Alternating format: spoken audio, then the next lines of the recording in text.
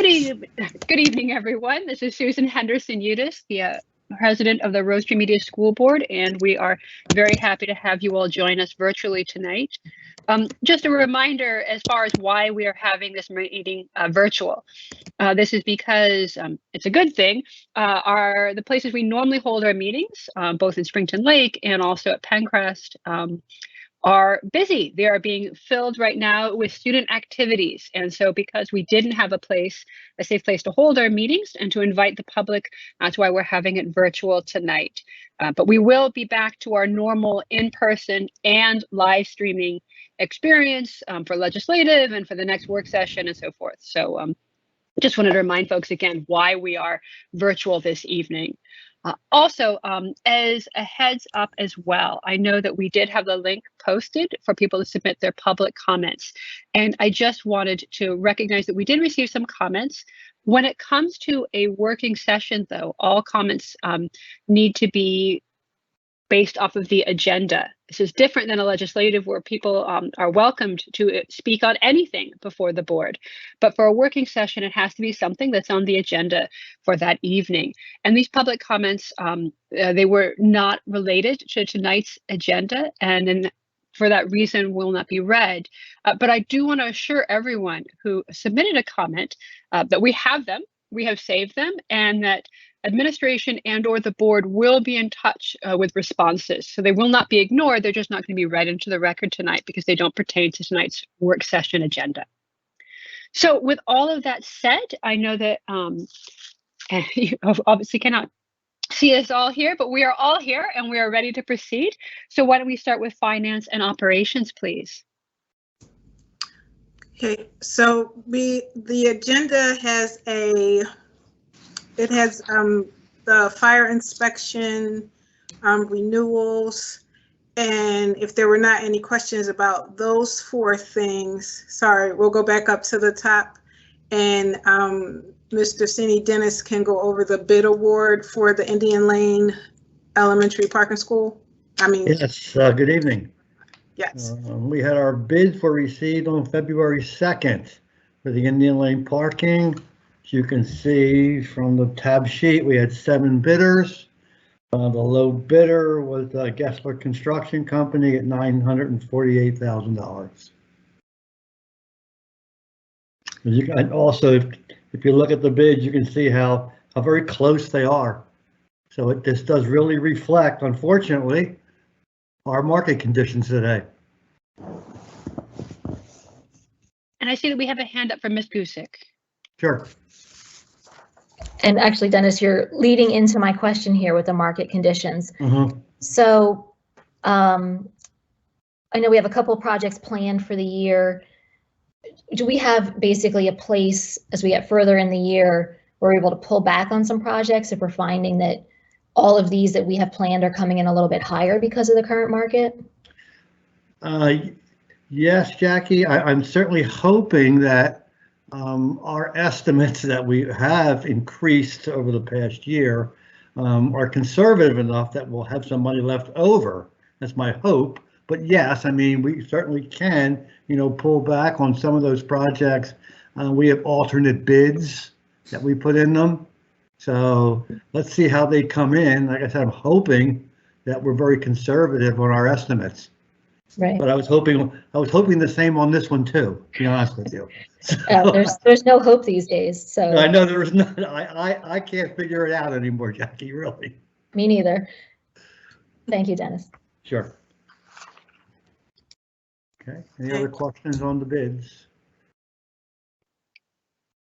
The contractor is Gessler, and we have used them on several projects, and we certainly have no problems with them. Thank you very much. That was actually what I was going to ask, is to make sure that a good track record then. Yes, yes, they've done a number of projects for us over the years. Excellent. So, and I guess if there were no other questions, Dennis, did you want to go over the capital status report? Sure. Actually, on my hand, I typed hand in the chat. Oh, sorry. That's okay. So to Jackie's point, like, do we have I know we have a list of projects and we talked about them before, but does this warrant going over the entire list of projects and potentially prioritizing or talking about Plan Bs if all of the construction costs come in significantly higher? Do we need to plan for that now? So I would say, and Dennis, you can chime in if. Sure. So we have 4 projects currently out now that are being advertised, and I think we have one more week of advertising. So Right. what we can do is when those come back in and see what those bids look like, we can, definitely talk to the chair of the committee, and check with the board to see, where we're going with those, because it definitely is 4 projects that are out now. So we should have a better feel once those start coming back in. Would you agree, Dennis? Yes, I do. And again, we can prioritize those when the 4 come in. If we feel that there's one that maybe we can wait on, we can look at that. Great, thank you. Yeah, we could look at what we budgeted for the 4 and then the total of where we land where all these bids come in to see what the discrepancy is. I think too, we did not do a lot of projects last year, so we actually started with more money still in the capital fund than we had anticipated, so that might offset some of this as well. That's true. Yes. Like the Indian Lane project was supposed to be last summer. Correct. Yes. But we can do that because the final projects bids are in within the next week or so. Is that correct? Yes, they are coming in on March 4th. Bids are due. Okay, so maybe at the March work session, we can sort of bundle what was projected for those 4 projects and then where we're landing for bids and see what the difference is. Yes. Okay. We'll do a summary of costs at that point. Okay.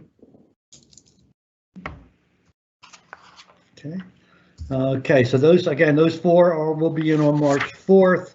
We have our roofing projects, our Indian Lane and Rose Tree.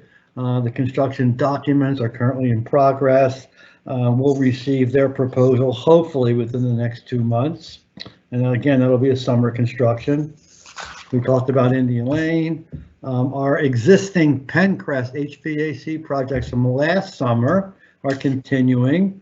We are doing some unit ventilator work and piping. There will be work done again on second shift. We're going to do spring break. We'll do holidays. And hopefully we'll be able to complete this by early summer. We're looking actually at possibly the end of May, finishing those projects, hopefully. Media entry shade replacements.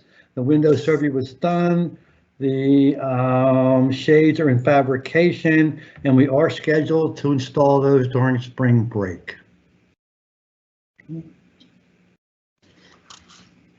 Any other questions on the current capital projects or projected ones? Give just a quick pause in case people want to chime in.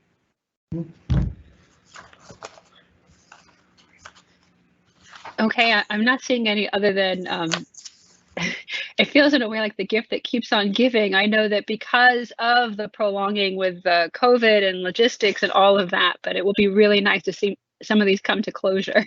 Yes. So, thank you for your hard work. I agree. Totally. All right, thank you.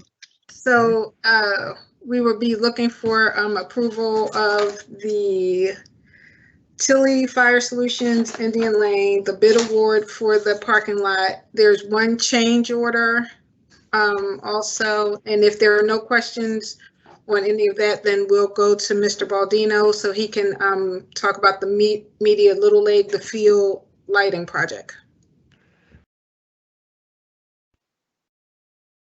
I'm not seeing any questions at this time, Dr. Scott.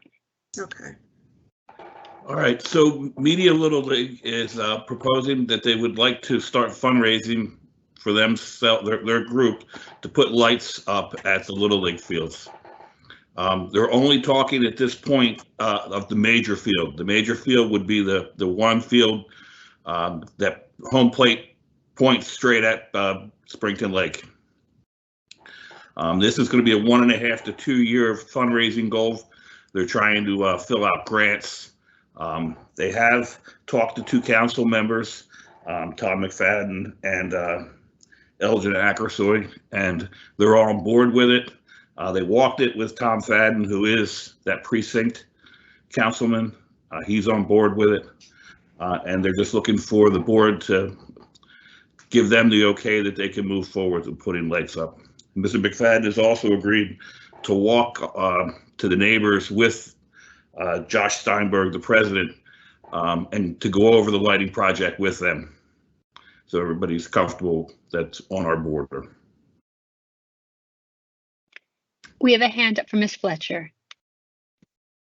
Hello. I just have a quick question. Have we looked at how this could impact us at all during the school day or during events at school?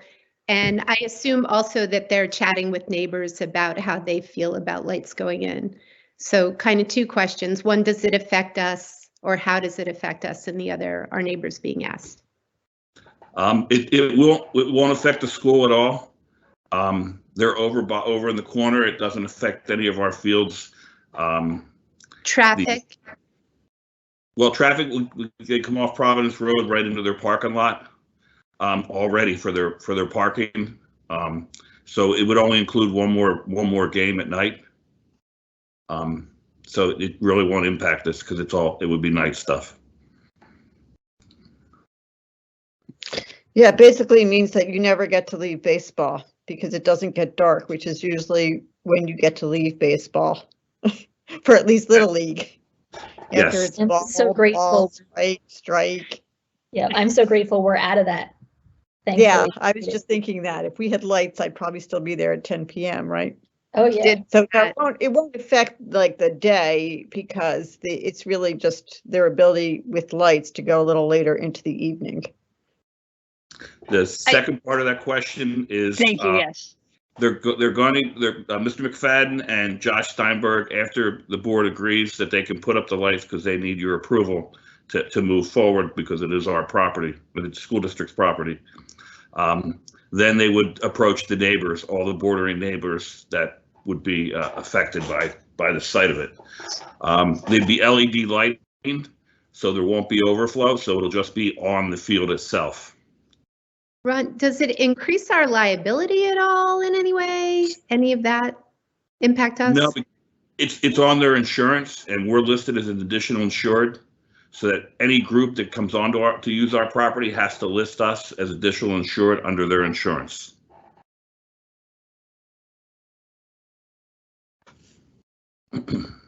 Okay. Does that answer your question, Ms. Fletcher?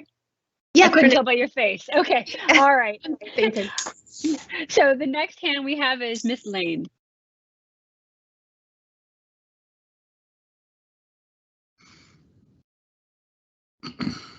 And Miss Lane, if you're speaking, we can't hear you.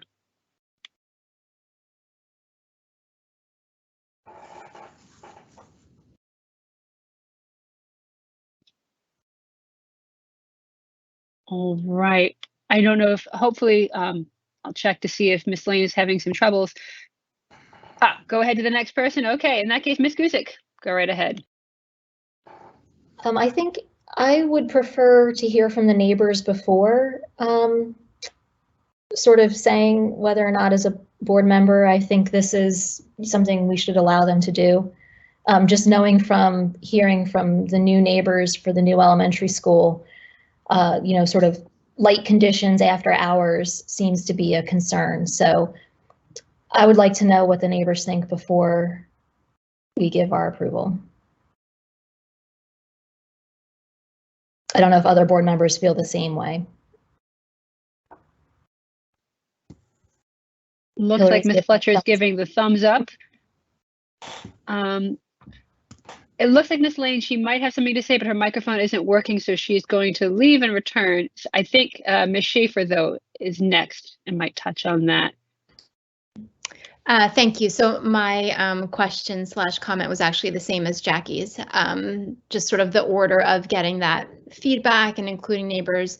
in that discussion before we're asked to approve, for the same exact reason. What we're experiencing with the new elementary school, just wanting to make sure that we approach it sensitively with the neighbors, and make sure that we get their thoughts on that.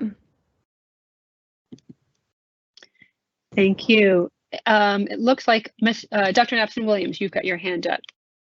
Yeah, I mean, I think getting input is important, and I think it's going to be a mixed bag. We can expect that.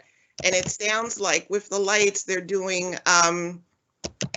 things that sound reasonable with the LED lights. And it's not like it's going to be all hours of the night. I know Media Little League has contributed a lot to the community. They've been around forever. I think it's more than, I don't want to even guess. It's been years, decades. And I know this is something that they've been interested in doing. And I'm hoping it will go forward. But I know there's going to be a mix of, people who want it or don't want it. And it's not like they're going to be games, at midnight. It's especially during fall ball when it gets dark a little earlier, so they can have another game or two once it gets, because when it gets dark at 4 o'clock, it's sort of game over. But with fall ball, perhaps during the summer and spring, they can have games to like 7 or 8, and they usually don't go past then. So, and Media Little League is paying for all of this. So, I mean, I hope this is something that can go forward. But there's always going to be a mixed bag in terms of people who want it or don't. But Media Little League has contributed a lot to the community. They have to get approval from the township as well. So part of that will be the community input at their upper prod council meeting. That's why Mr. McFadden walked with Josh with the Little League, and they went over the board of neighbors of who they have to talk to. So they were looking for the nod to move forward, and that would be the next step, because that would be part of their land development per se for going through with the lighting project. And just to tack on, because I know that there were a couple of questions afterwards that I want to make sure that anyone who's also listening would hear. As Dr. Napson-Williams said, and I know Susan Lane was wondering, that all of this would be paid for, would be funded for by Media Little League, right? So this is not a taxpayer expense. And so that would be one thing here, and it's under a lease, Little League, the fields are. I think, Mr. Kelly, you are next with your hand. Well, two things. Ron, I would encourage you to also just do the things that we usually do in this, but having just heard from Eleanor, that's great news. I would like to go ahead and just approve this, especially if the township has already taken control of the neighbors thing and not put extra onus on us to do that work. It's a good idea, generally speaking. To Teresa's point, these folks have been doing it for many, many years. And if there is a problem, the township will raise it. And I think we can leave it to them to raise those problems and not have to chase it down ourselves. Thank you, Mr. Kelly. Ms. Gusick, you're next. Well, I don't think I'm asking, Rose Tree Media personnel to be getting these opinions, but rather to hear from the Media Little League who they've spoken to and what their opinions were.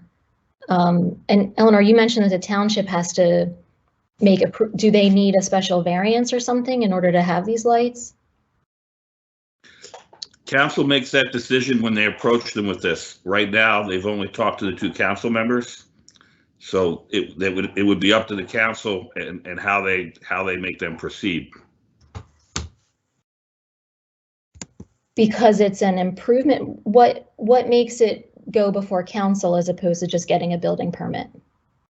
Well, because it's lighting that's going to go up there, the council has to decide whether or not they were going to need it. They would have to go through a land development for that. It's like signage. Yeah, but signage, yeah. Right, but they could decide to not make them go through the process. They could, after they collect all the neighbors' comments, they could. That's unfortunately, every township we do stuff in, they're all different. Right. I mean, I'm still of the opinion I would like to know what the neighbors think beforehand, as my 2 cents. Mr. Dinitz, I think you're next. Thanks.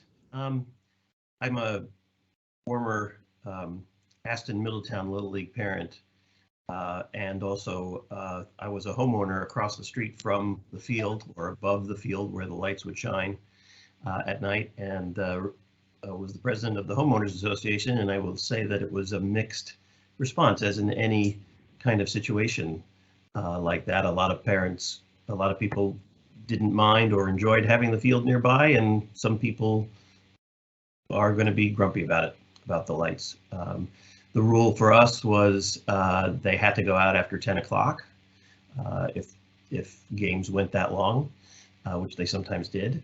The great advantage of lights is also that you can host district tournaments and bring more people and revenue into the Little League. So that was a huge advantage that Aston Middletown had over media. We could host more games with other communities. So I also agree that with Rob that we should, if the township's going to manage the process of getting the neighbors, feedback, I'm pretty sure it's going to be mixed, and I think it's a great community service to have that Little League be up at the same level as the Aston Middletown in terms of the facilities there with lights. Thank you, Mr. Dinitz. Dr. Napson-Williams.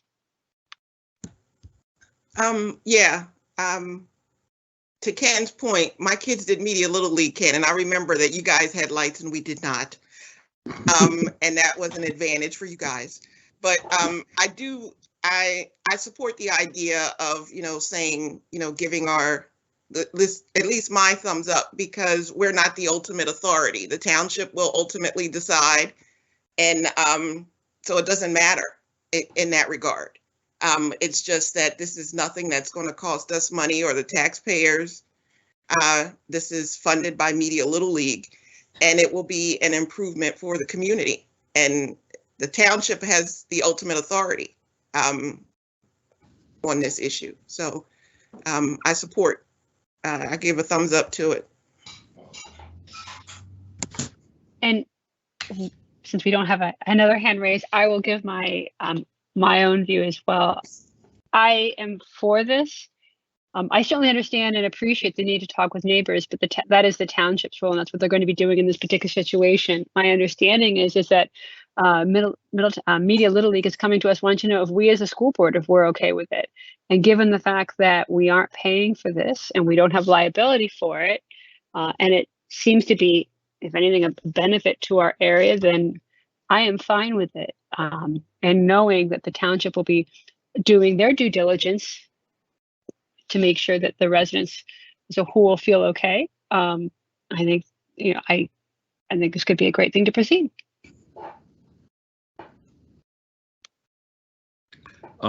This, on another note, just so you guys look at it, the big picture.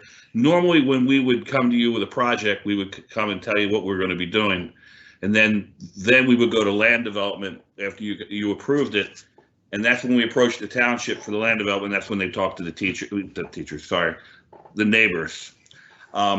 So they are following the way that the procedure works. It's just they're not the landowner in this particular instance. That's us. So once we allow them to do something on it, then they have to go to the due diligence of land development, permitting for the electrical, permitting for the new electrical service coming off the pole, all that kind of stuff.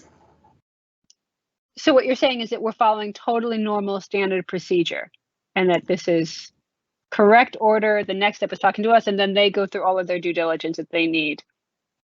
Yes. Okay, excellent.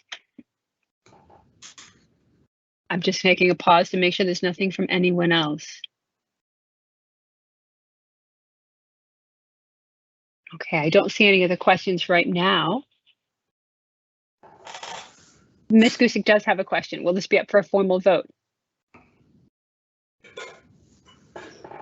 Yes, that is my understanding. That's why we're talking about it today. So this will be on the February legislative agenda? Yes. Yes. Okay. Vanessa, are you framing that resolution pending township approval? I can. Okay. I mean, we can say yes, but it's going to be pending the township approving it as well. Okay.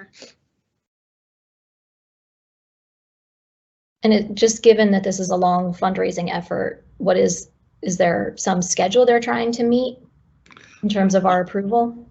Well, right now they're going for a grant that ends in May, so they're trying to get that grant written and to have the approval for them to move forward prior to the deadline for that. Even the township approval? Pardon? Even the township approval by that date?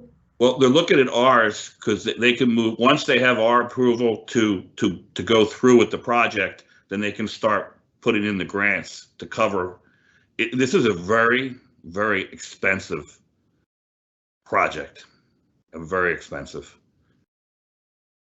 So it's going to take a lot for them to get. I mean, like I said, it's a 1.5 to 2 years fundraising and trying to get grants to cover this.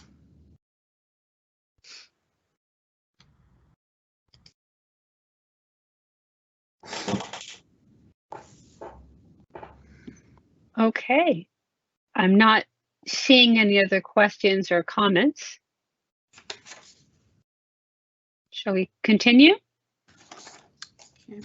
So the remainder of the agenda is budgetary transfers, contracts for young audience assemblies at Media Elementary, an agreement with Berks County Intermediate Unit for our mailing services for real estate bills, and the budgetary comparison report. Were there any questions on those additional items? Just take a quick pause, Dr. Scott, just to make sure everyone is feeling comfortable.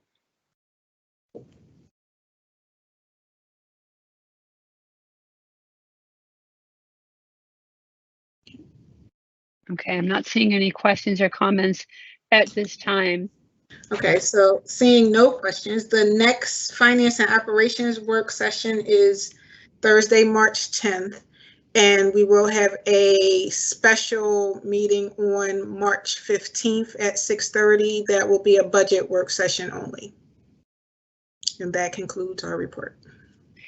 Thank you, Dr. Scott. And just for a point of clarification for anyone who happens to be listening, for that special meeting on March 15th, that focuses on the budget, that will be, as all special meetings, open to the public as well, and will be at Springton? Correct. I'm sorry, Springton Lake, yes. Okay, yes. Thank you very much. All right. I think then we are ready to proceed with human resources. Whenever you're ready, Mr. Hopper. Good afternoon, Susan. This evening we have 2 items to discuss. One is the items for the legislative meeting coming up on February 24th, and the other is enrollment data, a historical review as a response to Ms. Hunt's questions during the last workshop meeting back in January. So whoever is controlling, I guess it's Kim or Vanessa, could you slide down to the legislative items? These items were presented to the board earlier this week by Gail through email. Hopefully the board members had a chance to review them. Do we have any questions from the board on these items? Hearing none, that's great. Number 5, we discussed these memorandum of understanding in executive session back on January the 13th.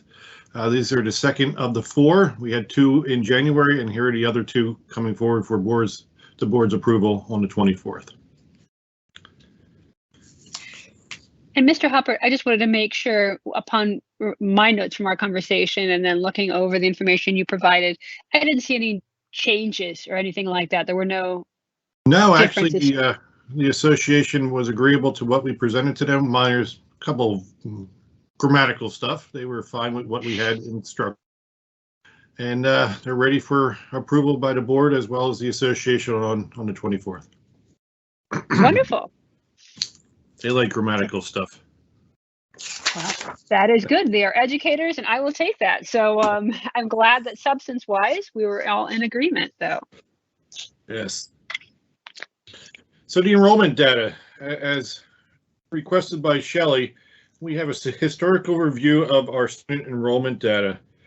This chart displays the official October 1st enrollment data that PDE requires us to submit on October 1st of each year. So I went back 6 years because I've been with the district for 6 years. So in October of 16 was the first year that I had data for the enrollment.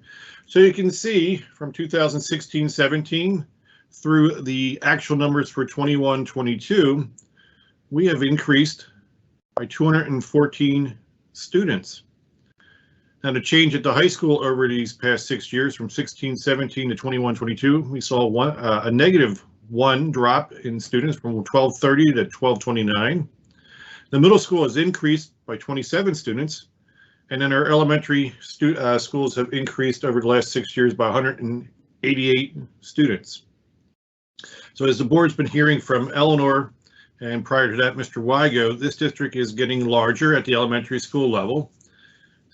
Hence the need for the new elementary school that's being hopefully built real soon and brought online real soon, because we are bursting at the seams at the elementary school, and this chart hopefully provides the information that the board was looking for. So I'll ask Shelley if she had some questions. Shelley? And she does. I hope so. No, I don't actually have any questions. I just want to say a huge thank you for pulling this together.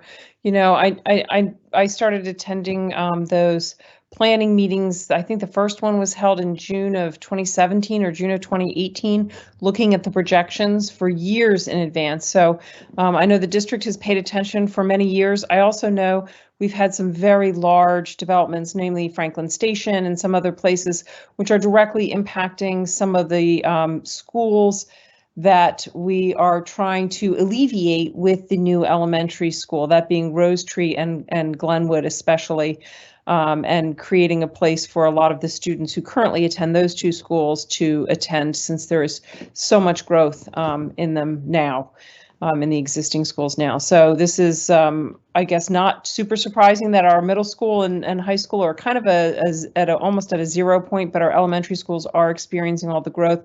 And I expect with Ventry and the expansion of Runnymede and Franklin Station that a lot of this growth will continue to come. So thank you.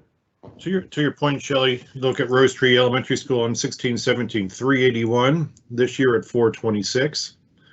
Glenwood at 441, we're now at 516. So you can see how big those schools are getting and how quickly they are getting larger.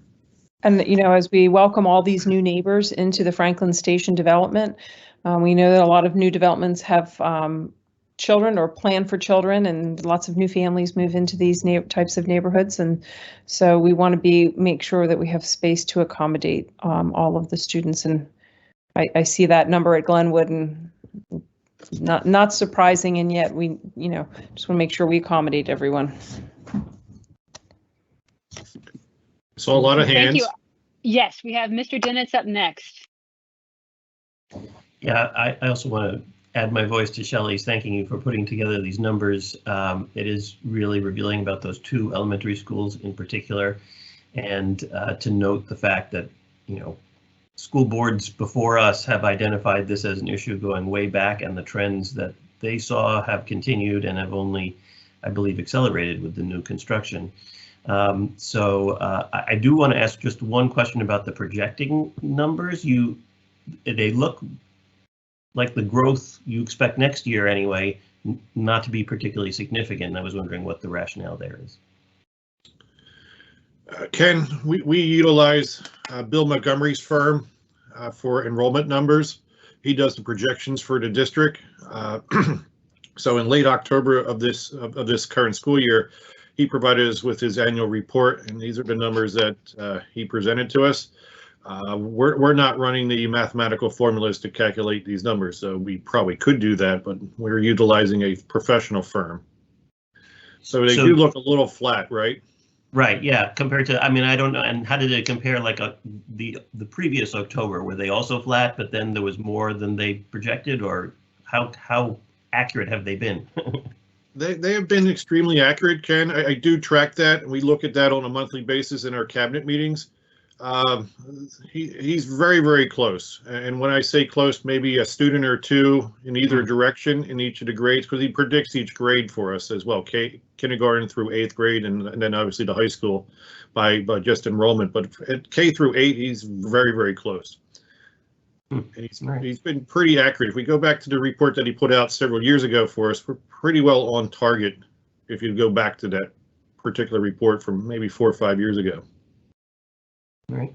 Well, thanks. Be interesting to find out why they did it flat like that. Well, and there's also, so when they do a lot of the demography studies, they have formulas for moving those kids through like live births as well as kind of neighborhood turnover and new housing. So you can sort of see these bubbles move through. If you look at the enrollment projections that are part of the Room to Learn, Room to Grow website, there's a resource on there, you know, from the study that we did in 2018. You'll see kind of those bubbles of kids moving through these grades. So some of that is just live birth tends to stay fairly stable, but we also have a lot of neighborhood turnover right now happening, and we have a lot of course, new housing developments going in.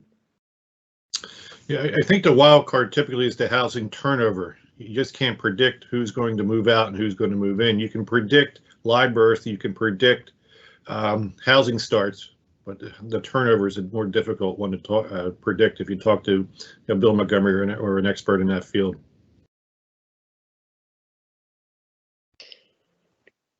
I think. Sorry. Over capacity at already at Rose Tree and Glenwood and Media. Of course, Rose Tree has the 2 mods on it. They've been there for 2 years. Glenwood, we split a classroom last year. So, you know, we're commandeering as much space as we can, but we're busting at the seams. I think Ms. Schaefer had her hand up next. Thank you. I agree. This is really helpful. And actually, one of my questions was the question that Ken asked. So I appreciate you talking through that one. My other question is, I'm curious about the fluctuations at Rose Tree and I guess at Media in particular over the last 2 school years. It kind of it had been increasing and then there was a bit of a dip and then it was increasing again, particularly at Media.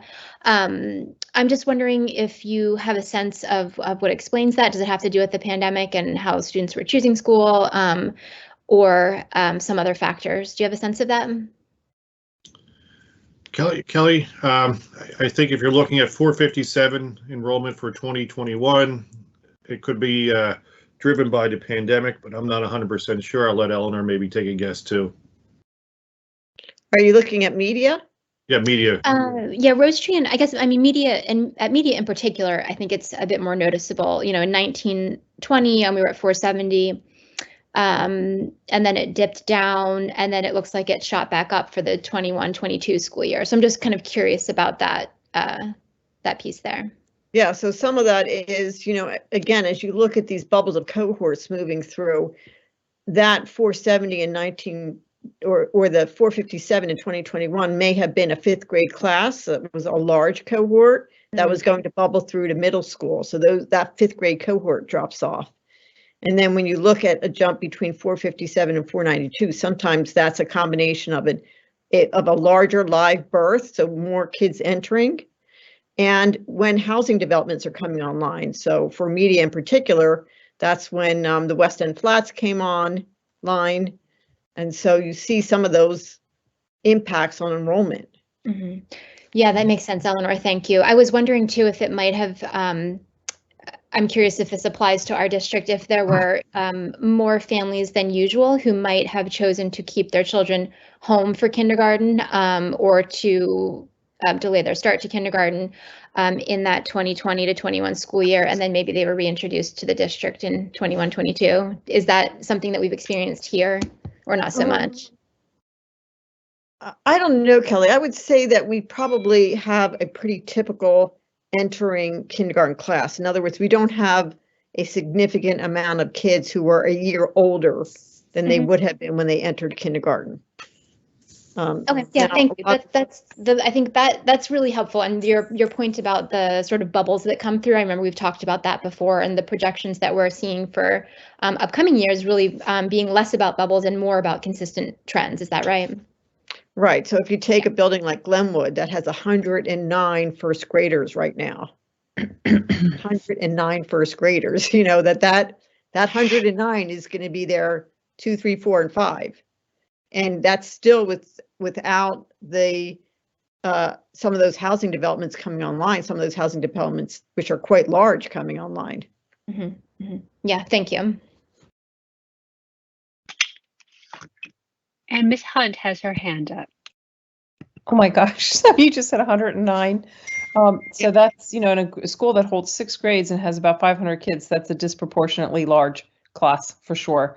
And I would say, you know, Tom, I really do appreciate you putting this together. I know that at some of our meetings lately, our community has had a lot of questions about enrollment and where the growth is coming from. And so, you know, if we can share this maybe out on the Room to Grow, Room to Learn site so people could understand about this. I know sometimes the devil's in the details, but a school out in Edgemont to serve Edgemont residents, if you know that the expansion of Runnymede and Franklin Station are the 2 largest developments plus Ventry, and all of them feed into 2 of our elementary schools, you can kind of see where it starts to get very challenging, and they feed into those 2 schools that have experienced the most growth, and that's Glenwood and Rose Tree Elementary.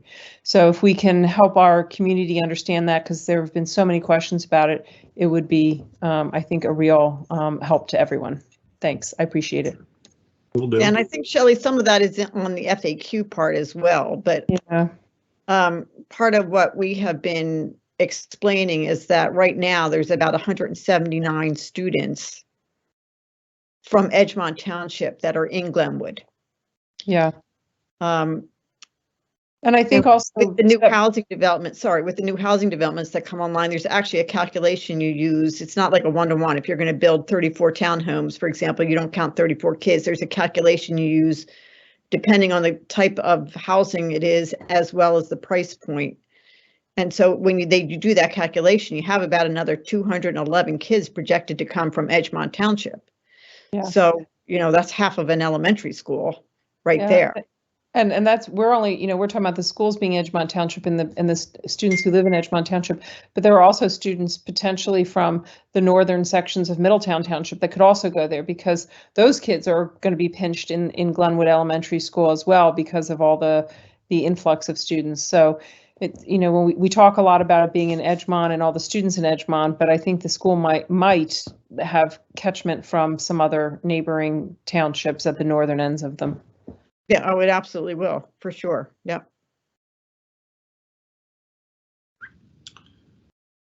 Any other hands, Susan? Not at this time. In closing, as Dr. Scott said, we're going to have a special board meeting for budget on March 15th. So you'll be hearing about staffing requests at that point in time. We use these numbers to help us with our staffing requests. So we'll be presenting staffing requests on March 15th, along with Vanessa's presentation of the revenue and expenses. So you'll hear this stuff again in about a month. So thank you. That's all I have for you all tonight. Well, excellent. Thank you so very much, Mr. Hopper. It was, as all my colleagues said, very, very helpful. As you always are. So didn't mean to sound surprised there. Oh, thanks, Susan. There was one public comment submission about the new school in Edgemont, so you may want to read that into the record, since we went over enrollment and talked a lot about sort of the Edgemont piece. I would say it's relevant to the work session agenda. So at the end of the meeting, give me that particular. I certainly, I can I can actually do that right now while we are on topic there. All right, so this would be the comment. And as always, I do apologize to the individual if I mispronounce your name. It's done certainly unintentionally. So this comment is from Lisa Shear of Middletown Road in Glen Mills.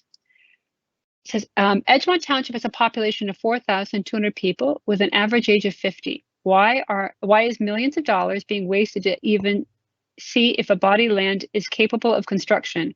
Why does Edgemont need a school? The population of Middletown Township is over 15,000. If a school is needed, why not Middletown Township? Why not in Middletown Township? Why is out-of-date data from before COVID being used? School board members are elected by the people. You are wasting millions of taxpayers' dollars when the kids could use the money now. There is millions being wasted on land that doesn't even have proper zoning. I asked why in my question request. And that would be the comment applicable to what we just discussed right now. So I think with that being said, we can return to our agenda. I believe, Dr. Gardner, I think you are up first. Good evening. So on my agenda this evening, there are just two items. The one I will point out specifically is the Emory University agreement. This is to provide our teachers some professional development, working with Emory, who's actually the developer through the C curriculum. So they are going to be working with our high school teachers to help develop some lessons. They will actually be providing us the funding of $5,000. So then we can then distribute those funds to our teachers. And the work that they will be doing will also help support the work of Emory and the C learning community internationally. So if there are any other questions about that or the field trip, I'd be glad to take them. Just take a quick pause to give people a moment. I'm not seeing any at this time, but fingers crossed for that. It sounds absolutely incredible. It's participating in stargazing and hiking. I would love to do that. So all the best to them on their field trip there. Thank you. That's all I have this evening. Thank you very much, Dr. Garner. Mr. Doherty, I believe you are up next. Actually, it's technology. I think comes next. My apologies about that. Go right ahead, Ms. Considine. Sorry about missing right over you. That's fine. And I just have one item on the agenda for this evening, and that is our contract going out to E-rate funding. So even though the cost you see there that is listed, this is going again through E-rate, so we do get a 40% refund from that on that cost. And that is for all new access points and maintenance of those next year. And that's all I have for this evening. Thank you. We'll just take a quick pause in case anybody would like to chime in. I just switched devices. Want to see if you all can hear me. Oh, we can hear you, Miss Lane. Thank you. Excellent. Thank you. Hear and see you. So wonderful. Oh, I'm not hearing anything at this time, Ms. Considine, other than best of luck with that. I know that this is something that is definitely needed and in the works, and thank you for everything you've done on the technology front. Great, thank you.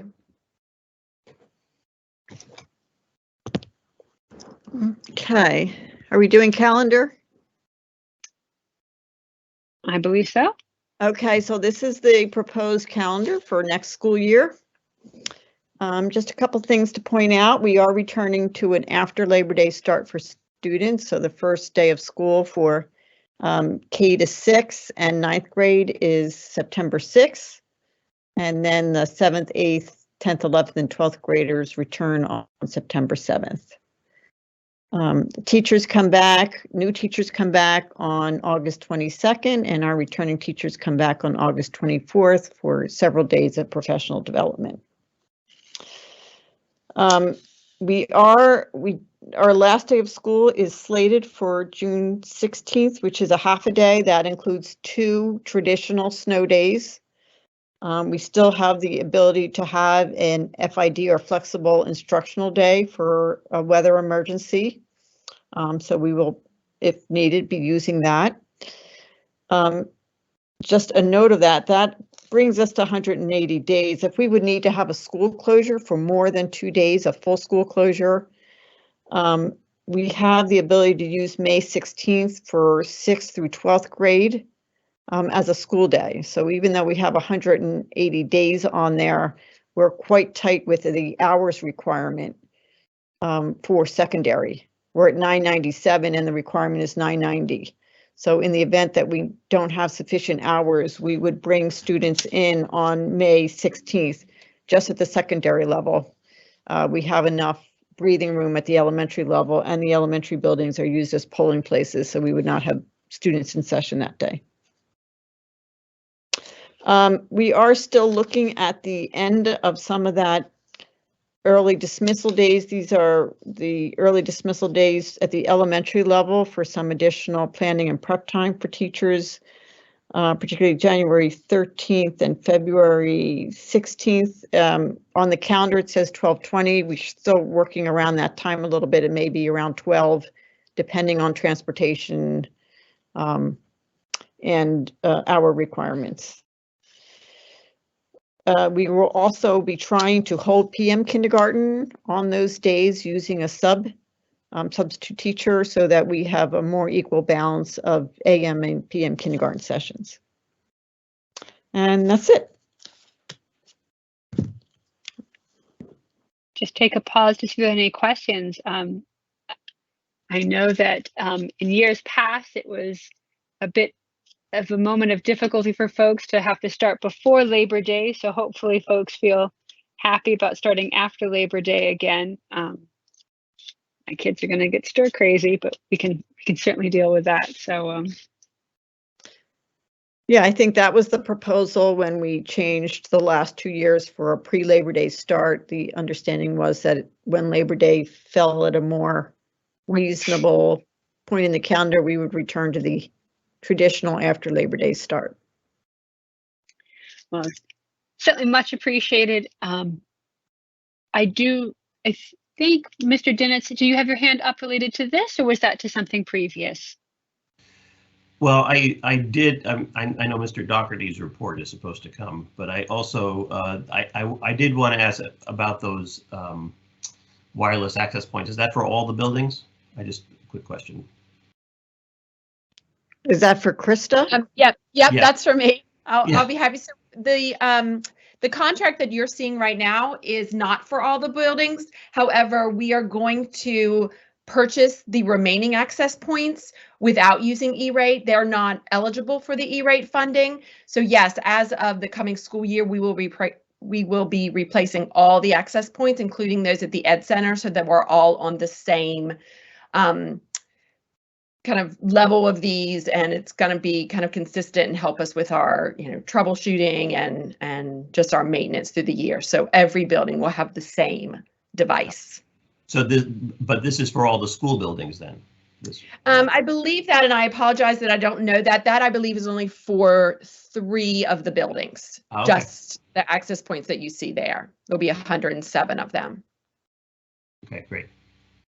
Yeah, Thanks. and then the other ones we've included in our budget that you'll see, but we can only leverage E-rate funding for the 107 that you see listed there. Okay, thanks. Okay, and Mr. Coonrad is going to talk a little bit about the comprehensive plan. Mr. Doherty has had a death in the family, so he's not here tonight. Good evening, everybody. So this is just to talk about, give you a quick overview as to the comprehensive plan for the district, and this is the requirement that comes out of the state. If you could advance to the next slide. So the basic regulations are from Chapter 4. Every LEA, local education agency in the state, is required to do a comprehensive plan every 3 years. And this is the phase time for Rose Tree Media School District. These plans come into a number of components. There's professional development, induction, student services, etc. And it's all done into this one comprehensive plan in this planning portal. For Rose Tree Media, our plan is due on August 30th. And that'll be a plan that will run us from basically the start of the 22-23 school year through to June 30th of 2025. The basic timeline we have for developing this plan, if you can scroll up or scroll down. So obviously tonight is just a quick overview of what to expect that this is coming down the road. Next month will be invitations out to the steering committee. We will have a meeting with the steering committee and we'll go over needs assessment analysis. We'll develop goal statements based off of that. And then we'll do the action development plan you can see there, with the idea that public review and draft of the draft comprehensive plan will be through June until July. So it can be approved by the July meeting. Again, it's not due until August. I like to plan in a little bit of extra time just in case there's a delay for some reason.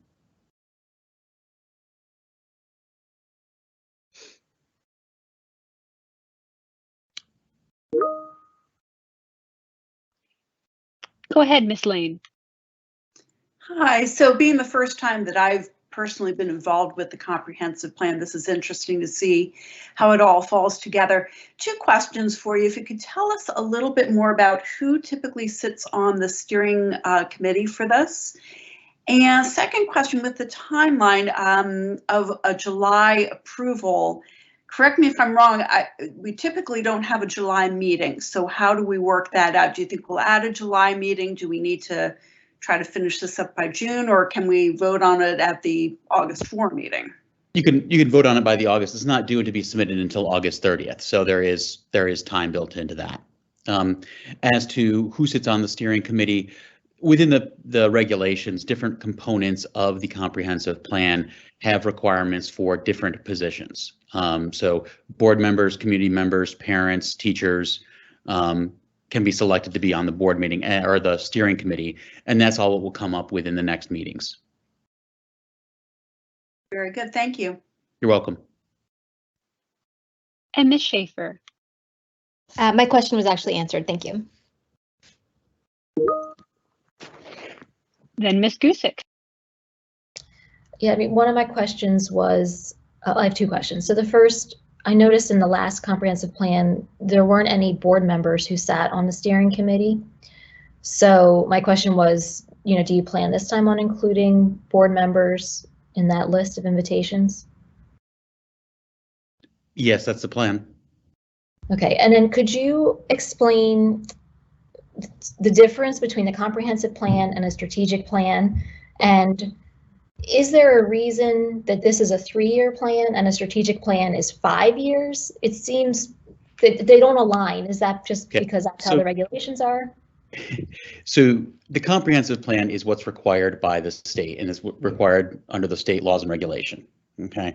A strategic plan, the comprehensive plan goes through all the regulations, and half the stuff that's in the comprehensive plan are assurances of things that we are doing already anyways, but it's checking off the legislative and regulatory boxes that yes, we are doing what we're supposed to as a public school local education agency. A strategic plan is much more fine-tuned than the comprehensive plan in terms of exactly what district administration and school board, where they want the district to be going, and over a longer period of time. So the strategic plan is really more about the vision, and the comprehensive plan is Eleanor's shaking her head. Comprehensive plan is more what? Just checking boxes? The comprehensive plan isn't really designed for strategic visioning. It's a regulatory requirement. It requires a lot of information and what Andy said of assurances. So for example, there's a whole section on special education. You talk about special education programming. There's a section on achievement, and you go over all your achievement data, but it's not structured in a way that really supports the kind of visioning that we do under strategic planning. So the last time we did strategic planning, we had these really big, large anchors of work that we wanted to get done, and we're able to sort of articulate what these large anchors are, and then kind of the action steps under those large anchors and the metrics that help us measure the movement on those large anchors. So it's a more responsive document to what is happening with sort of boots on the ground. And is a 5-year strategic plan cycle just something that is a standard? Yeah, So that's pretty standard. And usually because of the pace of the work that you're doing. So when you have these really large goals, you need a long enough time to try to achieve them. So you don't want to be kind of recreating goals every 2 or 3 years, because then you're not really going to make a lot of movement. Most of that then looks like action steps. And what you want to be doing is really visioning. So you come up with, well, where do we want to be? What's our destination for 5 years? And then the action steps are kind of the movement along the way. So that's why strategic plans tend to be 5-year plans. And remember, the last year of your strategic plan, you're beginning to do all the strategic planning and visioning for the next plan. Okay, thank you. I've always really struggled with that, the difference between the two plans. Thank you.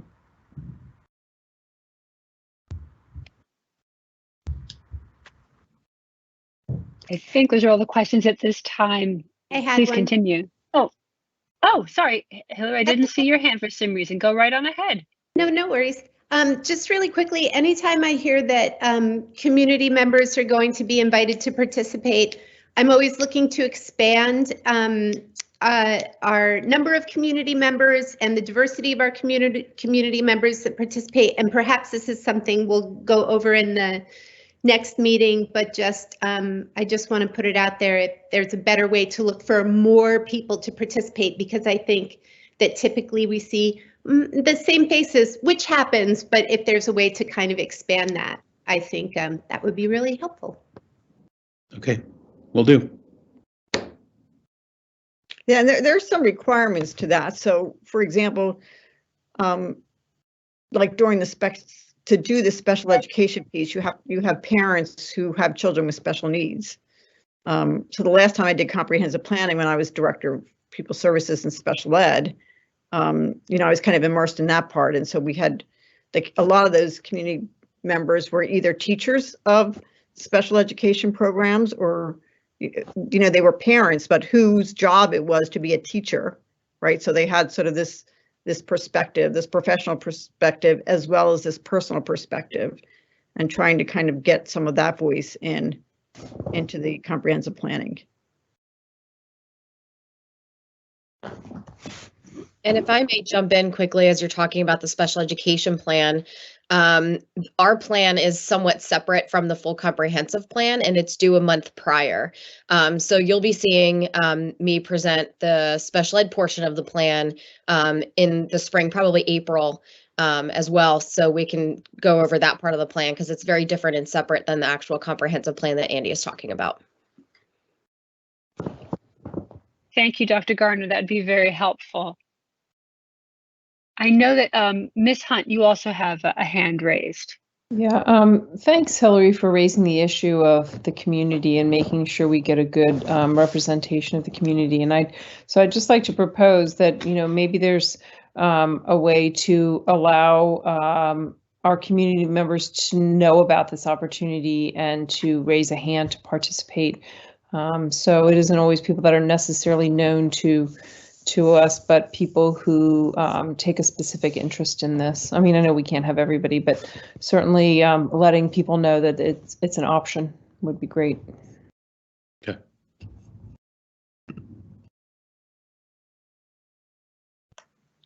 Dr. Napson-Williams, go ahead. I just want to say, I think we're kind of making some assumptions that the same people are always involved in this, and I don't necessarily think that's the case. I agree that we have to have diversity, but I think we have to be careful. I don't see this idea. I mean, it's being perpetuated that the same people are always involved in some of these things, and I don't think there's evidence that that's true. Because I know a lot of people who have talked about their interests and what's going on with the district and have been involved to a great extent, a wide variety of people. And I just want to make that clear. It's not like we haven't been excluding anyone, but there's always room just fine tune it and make sure that we're reaching a diverse group of people to get their input. I just would like to quickly respond to that. I don't think that we exclude anybody, but I think that communication can always be better. And sometimes communication, perhaps we don't use it to its fullest advantage to reach people. Perhaps that's not, maybe with comprehensive planning, I'm going a little overboard right now, but just in response to what you said, Teresa. And then also making meetings accessible for folks who might not be able to meet at the times when we would regularly meet for things like this or childcare. There are a lot of other things that go into it too. But no, of course we don't exclude anyone. I just think that sometimes these things can be more accessible for certain people, and they show up more. And I'm just wondering if we can expand how we work that so that we can include more people. I understand what you're saying. I mean, I agree that we want to make sure we get it out there, but I just think it's important it's not always the same people. So I just thought it was important to say. Yeah, and the comprehensive plan is a little different process than strategic planning. So for example, in the comprehensive plan, a lot of that is kind of initial review, and then there's a lot of writing that has to get done by admin. And then there's another kind of review of that writing piece. So it's a little different than strategic planning, where you're sitting together at these different work sessions and saying, well, let's figure out what our big anchors, we want our big anchors to be for the next 5 years.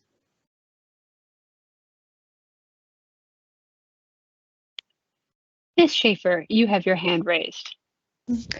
To Hillary and Teresa's point about how community members are included, it kind of brings me to one of the steps of the process here around the public review. And I'm just curious what the goal is of that public review. Is it a formality that we need to make it available so that the public can see it? Or is it a point of opening it up for feedback to then perhaps consider some modifications? What's the goal of that step in the process? It's one of the requirements that comes under the Chapter 4 regulations that plans, once they are presented to the board, are then open for 28 days or the next regularly scheduled legislative meeting, generally at least 28 days, open for public review. Years ago, they had to be posted in like public libraries and like the school district office buildings.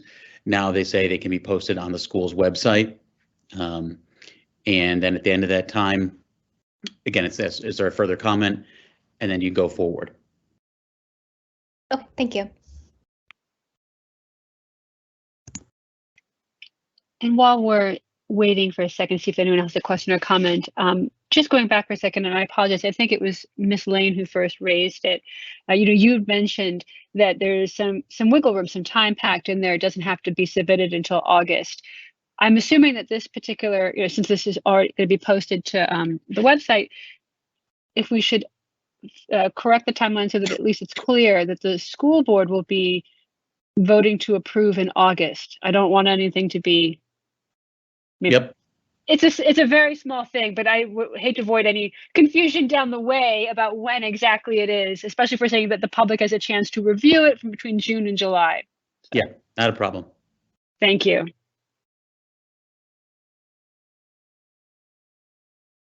I don't see any other hands raised. I think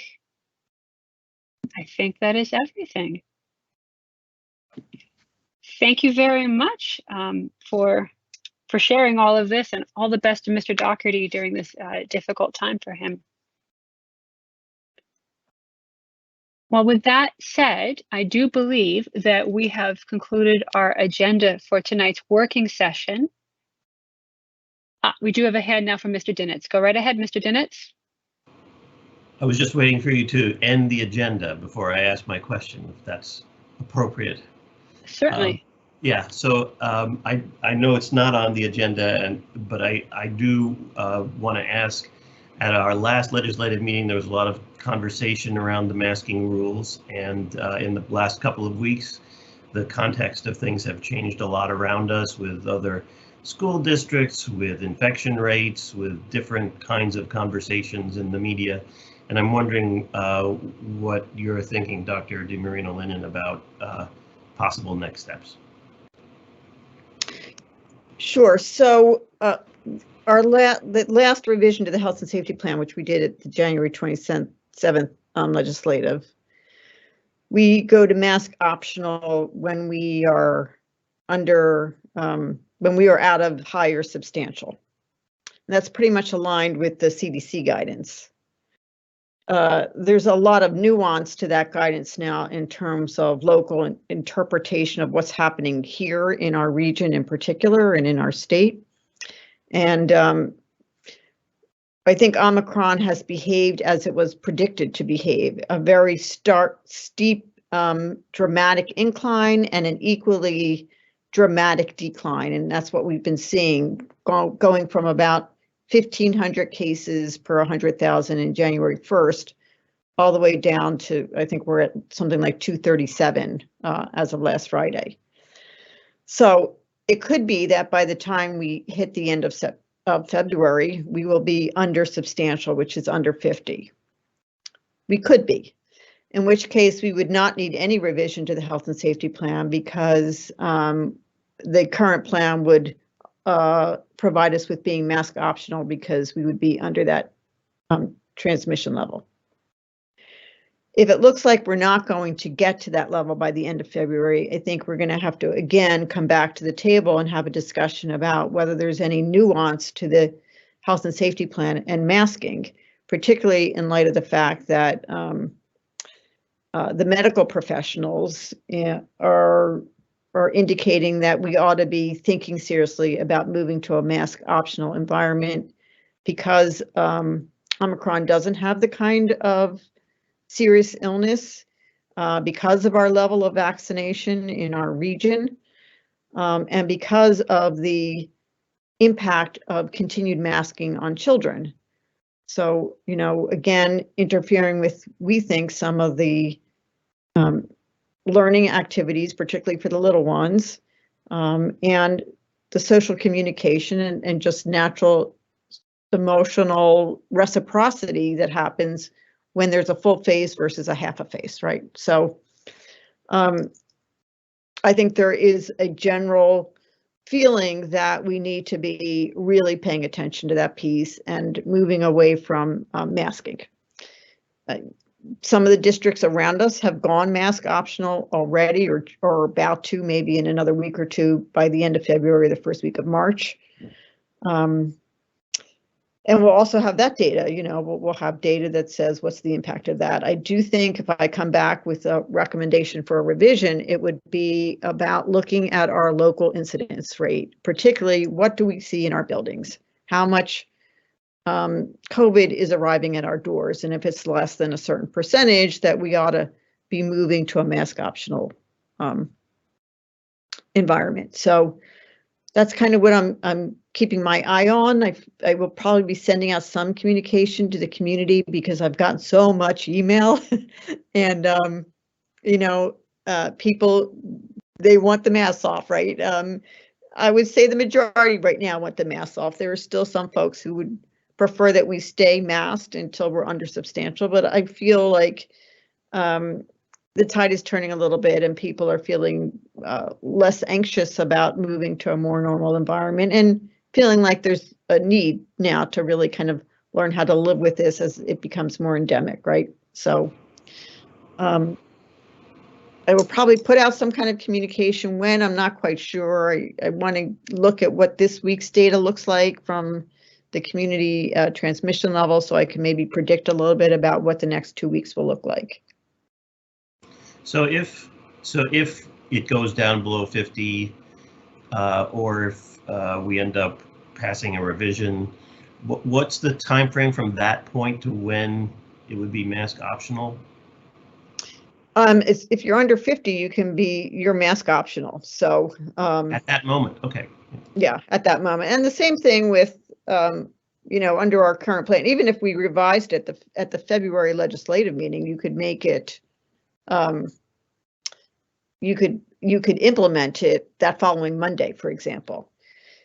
We have to problem solve some things because the transportation public transportation mandate stays in effect. So if you go to mask optional, you're going to have kids getting on the bus without masks, and we have to figure out how we're going to do that because it's going to be a lot more kids. You know, that's going to be the next hurdle to kind of overcome as we move to mask optional. But we generally feel this need to kind of learn how to live with this thing a bit and to go back to a more normal experience for our kids. And that means, you know, working in small groups for instructional activities, working collaboratively, bringing back some of the fun and joy that is in school. You know, I think this is really important for our kids, especially in terms of what we are seeing socially, emotionally, and behaviorally with our students. Thanks. Thank you, Mr. Dinitz, and thank you, Dr. D. And because that issue was raised and addressed and discussed during the working session tonight before we close, I did want to go ahead and read the couple of public comments we received that specifically focused on that, since it does, like I say, was brought up in the course of tonight's meeting. So let me switch on over. And as before, I do apologize if I mispronounce anyone's name.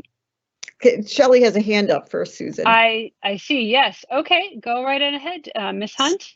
Sorry, I just wanted to thank Eleanor for going over all of that information because it was unscheduled, but it has become so important in our community and we've been hearing from so many people. So thank you for raising it, Ken, and thank you, Eleanor, for such a thoughtful response to it. I think there's so much going on about all the news about everybody lifting mask mandates and everything. And I think at the end of the day, people are pretty much converging on the same timeline based on the predicted decline of Omicron. And they're putting things at the end of February and through the first 2 weeks of March. And I think everybody's going to end up converging in the same places ultimately, whether it's we set a deadline of 50 or somebody sets a date of, you know, March 4th or February 28th. So I do appreciate you going through the detail of the plan and all the information though with the community, even though it was unscheduled, because I know it's on everyone's minds. It sure is, Shelley. Okay. Back to eating, breathing, and thinking about masking, right? Mm-hmm. Does anyone have a hand up before I go ahead and read the pertinent public comments? Okay. So going back, we have Jessica Radcliffe of Ridley Creek Drive, and asks, why hasn't the question of masking been added to the agenda as other districts around us are rapidly dropping masks? We've been ready to pivot several times throughout this whole process. It's time to look at current trends in masking in local districts and neighboring states and pivot on this issue as well. Tom Luft of Rose Tree Road Media asks, says that rescission of the mask mandate in our schools is long past due. Parents should have the freedom to send their children to school with a mask or not. Please add to the agenda tonight. Melissa Nunez of Baltimore Avenue Media says, mask mandates need to be immediately reviewed and repealed. School boards and municipalities across county, state, and country are dropping mandates. Please provide parents the freedom to determine if their children need to wear a mask or not. The 7-day moving average of new cases in all of Pennsylvania was 28,459 on January 11th, and a month later it is now 4,845. It's time to give our children the ability to freely experience once again full, healthy social and emotional skills among their peers and teachers.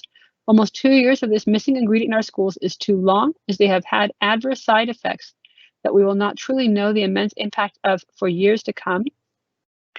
And then we also have a comment from Sarah Horting of Garfield Road Media. Says, we have a good health and safety plan and a lot of thought was put into it, including the exit plan for the mask mandate. We should stick to that plan. No one likes masks, but removing them too soon means they'll just have to go right back on, which would be so much harder for everyone.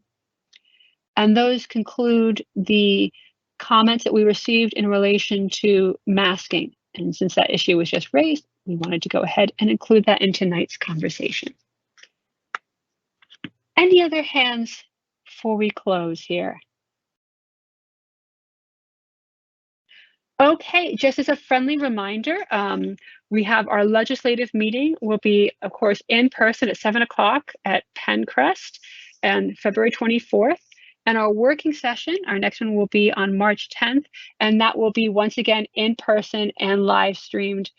This virtual only was an aberration, if you will, once again, because the in-person options were all full up with students doing their thing. So just wanted to stress that we will be back in person. Thank you, everyone, for your hard work, and for those who are listening, thank you for tuning in, and we look forward to being in person and seeing you all in a few weeks. Have a good evening. Thank you, Susan. Bye. Thank you. Bye. Good night, everybody. Good night. Good night. Good night.